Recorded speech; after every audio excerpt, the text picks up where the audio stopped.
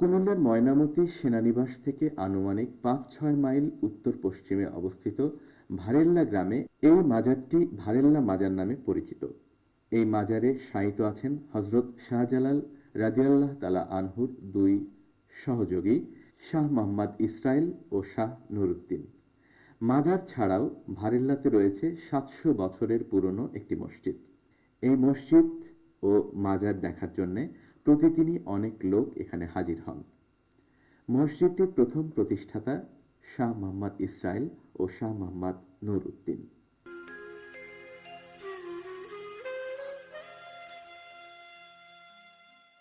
এই মাজার সম্পর্কে এখন আমি কথা বলছি এই মাজারের খাদেমের সঙ্গে।